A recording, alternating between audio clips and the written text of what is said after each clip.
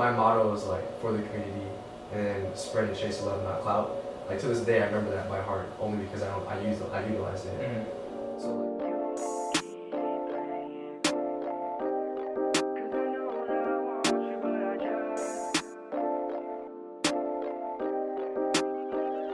You saying that you love my vibe, baby.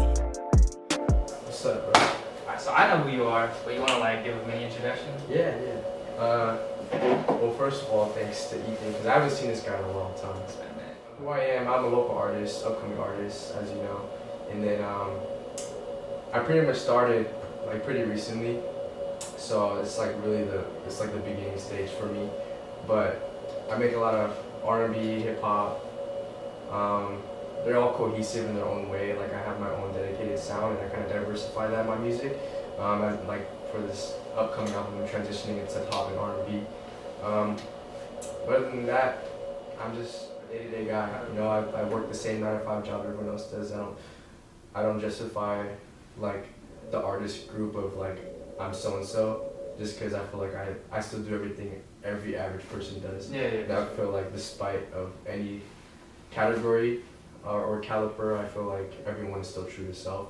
So that's what I like to tell people firsthand. But I'm a local upcoming artist, pretty much. You didn't mention it, but your artist name is As of Late, right? Yeah, my name is Marcellus, but I go my stage name As of Late. So why did you pick As of Late?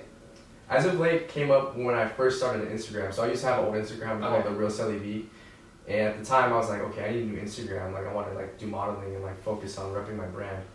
And I was like, I don't know what I'm like gonna name it. And I was like, what am I doing like as of lately? And I was like, oh shit, like as of lately and cohesively, I was like, oh, I can like translate that into social media. Like what am I doing and posting as of late? So I shortened it. So that just started as like your Instagram handle? Yeah. Oh, okay. And then now it's your artist name. Yeah, I was like, okay, when I got into music, I was like, you know, I feel like it's the same thing. It's like, it goes hand in hand. Like, what am I doing as of late? Yeah. With music too. And you mentioned earlier, like, community. So, like, what's your, like, community that you're trying to reach to or you're like, trying to build? I think everyone and anybody. And I feel like with my music, that's why my first EP was like, oh, this guy is like just moving into melodic rap, like everyday type things that people do, like in the beginning, right? Like, Yeah. And to this day, I still think that Loveless Intention, the first EP, was like kind of like corny, you know, to me. It sounds amateur, like in my opinion, and probably like a lot of people's opinion, maybe yours too. I wouldn't say it sounds like amateur. I would just say like it could be they're like very similar, like all four Yeah. tracks. But I mean it's an EP, so like yeah. So like to this day, it's almost like I look back at that and I'm like, huh, is that the audience I want to cater to the whole time? I was like, no. I was like, I want to be able to. You can hear my stuff in Forever 21, or you can hear mine at Coachella, or you can hear mine playing like in the elevator, somewhere like where it's like very intimate but still like family oriented, right? yeah. And you can play my stuff anywhere. Yeah, because Love's Intention was like, I think it was very like sing-songy. Because Yeah. that's like kind of what's like trending right now. I mean, that's like Slowly's a banger. If you haven't listened to Slowly, you should listen to it. It's a good song. Everything that you do, baby girl, yeah, I like it. The way you kick it with the crew. Already told him I'm a wifey. Like, what's the evolution from that into Constellation, which is your next project, right? Yeah, I think okay. So Loveless Intention was very like hip hop, but new school hip hop. Yeah. Like the wordplay was there, but the sound and like no ad libs, barely any dubs, like very little like things that went into the song made it sound like amateur. But then when you translate that into like transition into Constellation is more pop and R&B. Okay. Still similar sounds, but more spacey. Like it sounds like there's like some pop, but then you'll go to the end of the album and it's like R&B, and like sensual, and then you have like some upbeat, uplifting stuff, and then that's just totally different. It's more diverse compared to Loveless Intention. It's like everything was done, you know. It was like staggered. It was very predictable. I think the most important thing as an artist or any entrepreneur or artist who's trying to make it somewhere in art is staying in your lane. So I feel like for me, staying in my lane is being diverse, and like that's why I'm like important community, because community stands for diversity, right? But then with music, it's like my target audience. Like I said in an unreleased interview, I was like, my motto is like for the community and spread and chase love, not clout.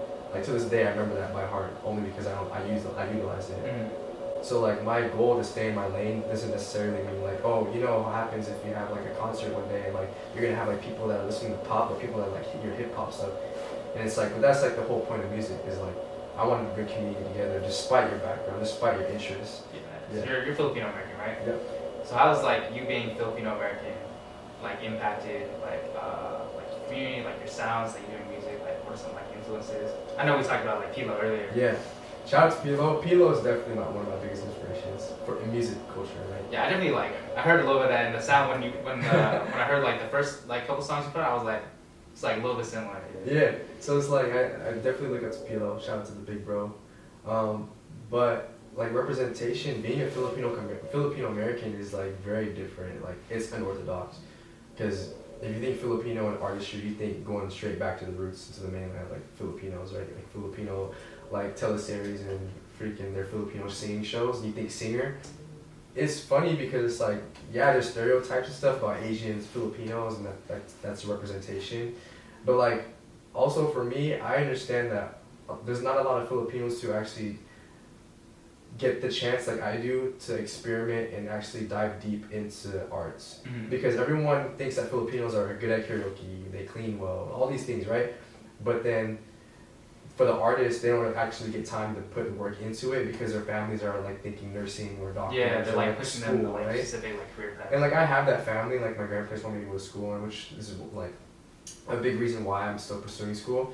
And my family, like no one graduated college in my immediate family, but my parents are also like, they understand the culture. They're so young, they understand that you don't necessarily need that to make it or to be well off, but they still want it in my back pocket. But I think that's what is so cool about my representation is that it can show like other Filipino households that it's okay to trust and let someone follow their dream despite the outcome because they're passionate about it. Yeah. You know? So you get one life, like live it to how you want to live it. Going back to like, we talked about Asian Americans specifically in like music, you mentioned Pilo. And I was like, before, like when I was like setting up questions for like the interview, I was trying to think of like Asian American like hip hop artists. And I was like having a really hard time. I was like, who is there? There's not really. Yeah, so there's like not a lot. So what do you hope to do with like your platform? Like if you like do end up getting like a bigger following and like using your music and your sound? Because right now you said you're focusing on community a lot. Yeah. Are you just trying to like gradually expand the community? I'm trying to gradually expand the community in 2 ways. So, one way, bringing people together, and then 2, like bringing the music community together. Yeah. I want to be someone who like can host events for people, you know, build a platform and utilize my future network to like open up doors and opportunities for like other curators and other artists, especially those in like millennials that look like me, who talk like me, who dress like me, who are the same height as me. Because if you see a guy like me on stage, you're like, oh, who's this? You know, it's unorthodox. It's just not common. So I feel like that community that can really help in the music and art form, and then also just bring people together, of course. What are your goals, short term and long term? Oh, that's a good question. I think short term to me is like tomorrow type stuff. Tomorrow. Yeah. What are you trying to do Like tomorrow? so, like tomorrow or the week of. So like I have a planner, and like I always try to write in my planner, and like I have little things that I have to complete in order to get to my short-term goals, right? So it's like my planner, I need to stay organized, and I've been writing my planner, but like when I do set things in stone, it helps me get things done. So this week I wrote my planner what I need to get done. Like I have to make sure that I get all my album work done because I do my designs, and then I need to make sure I post my trailers, and I need to make sure I make a couple beats, maybe record a song. So those are like my short-term goals for like this week. And then long-term goals, that's obviously like the obvious one of like providing for my family. My goals of the album is to like gain traction and like to see what sounds like people enjoy more. I feel like that helps me identify a target market, but like I said earlier, target market isn't really important to me because I want to bring all communities together. But it helps me narrow down like what should I invest more time into, and like despite what other people say, I'm always gonna do what I want to do, like what I think I like and what I think sounds good, because that's what matters. I enjoy doing what I do, but my goal is like just to gain more traction, just bring people together and meet new people. Like I've met so many cool people along the way of this whole journey in the past 4 months, that it's like this album, however many songs it is, like that enables me to meet like that much more people. So what about Lost and Found? Because you also put a trailer for Lost and Found and also for Friend Zone. But the Lost and Found one stood out to me because your dad was like in the video. Yeah. And I was like, oh, that's pretty cool. Yeah. So are you gonna continue with that one? Or is that one just a trailer? I don't know. I think that's gonna be trailer only. That might just be like a sneak peek. My dad is very behind scenes. Yeah. He's outgoing, but also an introvert. He's like me. I get that from him. Like I'm introverted but extroverted. So like with him, like it would have to be like a solid yes or no. Like, do you want to shoot a video with it? And even if he said yes or no, it'd be like, should we do a video for it? But I feel like we might one day. One day, I feel like if we get that budget to do that, that'd be kind of dope because like it's like a father and son duo type thing that not a lot of people see nowadays. But probably soon. I don't know. I was surprised with his verse. Oh, really? I was like, oh. Well, I also haven't seen your dad like since like we were kids. So. Did you know my dad rapped? No, I didn't. I didn't know that. That's like my biggest inspiration actually was my dad. Just cause like he used to make music back in the day. He used to record, and then my uncle produced that beat. Oh, okay. Yeah, so that beat, the guy who made that beat, my uncle and him used to make music back in the day, like. So like, it's like old times again because your uncle made the beat and your dad's rapping on it. Yep. I think that's all the questions I got for you today. Hey, I appreciate you doing the interview. Bro, for sure. Shout out to Ethan, that's my boy.